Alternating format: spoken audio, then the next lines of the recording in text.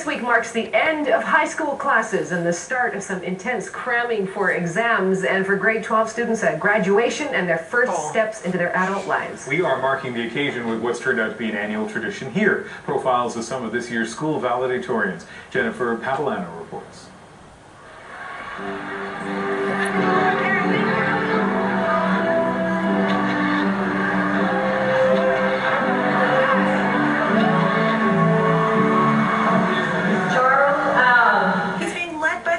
Through a rehearsal for graduation.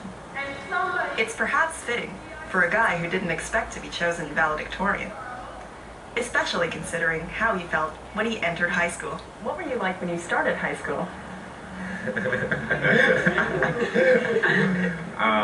A really shy, insecure, short kid that didn't talk to anybody, had 2 or 3 friends, I think. I didn't know any of these people back then, in grade 8. It took an intense 10-stage American academic competition to pull Charles out of his shell.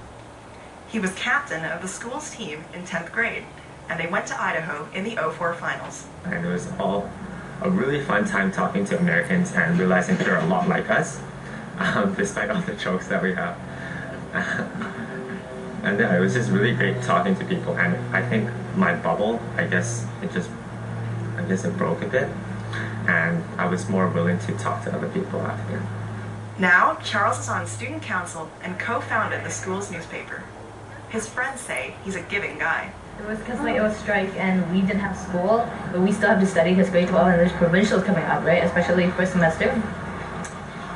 So he was the tutor, he was the teacher, and anybody can come during lunchtime and he would tutor any subject.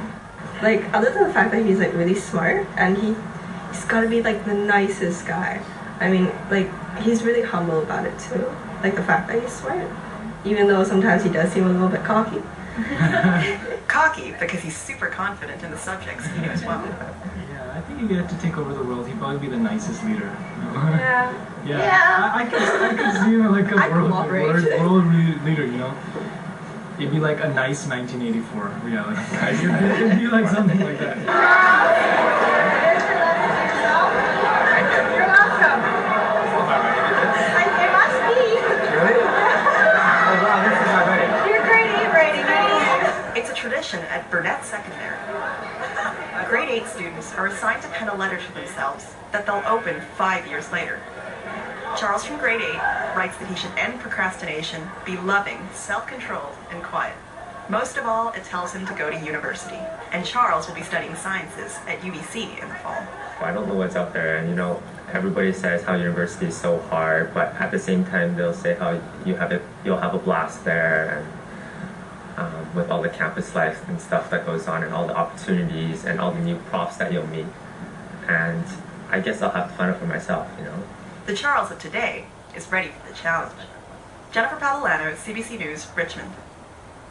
Congratulations to Charles, all his classmates, and all the grads in BC. We've already shared our collective bitterness about not being our high school valedictorian, so we won't visit that again. But for Charles, for anyone else who would like a brand spanking new, state-of-the-art laptop, we're giving one of those away as part of a contest for people who identify their favorite city space. So watch the program on Monday. The World Urban Forum will be in town as well, and we will explain how you can take part in that contest. That's a great prize, and we'll see you back here at 6 o'clock tomorrow. Until then, good night. Good night.